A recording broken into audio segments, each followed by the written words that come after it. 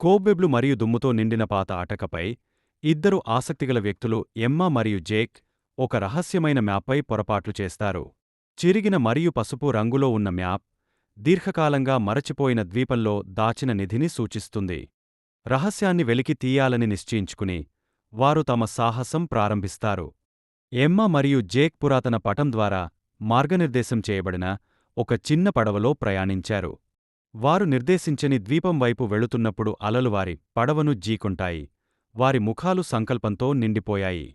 ఇద్దరు ద్వీపానికి చేరుకుంటారు. ఇది ఉష్ణమండల అడవితో దట్టంగా ఉంటుంది మరియు అన్యదేశ పక్షుల శబ్దాలను ప్రతిధ్వనిస్తుంది.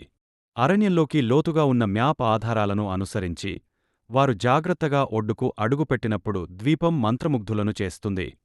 మ్యాప్ వారిని జలపాతం వెనుక దాగవున్న చీకటి గుహకు తీసుకొని వెళ్తుంది. లోపల గుహ నీడలు, గోడలపై వింత శిల్పాలు మరియు వింత ప్రతిధ్వనులతో నిండి ఉంది. వారు ఒక టార్చ్ వెలిగించి లోతుగా వెంచర్ చేస్తారు. నిధి చేతికి దగ్గరగా ఉంటుంది.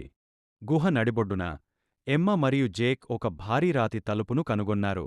ప్రయత్నంతో బంగారు నాణేలు, మెరిసే ఆభరణాలు మరియు పురాతన కళాఖండాలతో నిండిన నిధిగదిని బహిర్గతం చేయడానికి వారు దానిని తెరిచారు. చాలా కాలంగా పోగొట్టుకున్న నిధిని కనుగొన్నప్పుడు నిధిని భద్రపరిచిన తర్వాత ఎమ్మా మరియు జేక్ తమ జీవితాలు ఎప్పటికీ ఒకేలా ఉండవని తెలుసుకుని ఇంటికి తిరిగి వెళ్లారు. వారు చివరిసారిగా ద్వీపం వైపు తిరిగి చూస్తారు.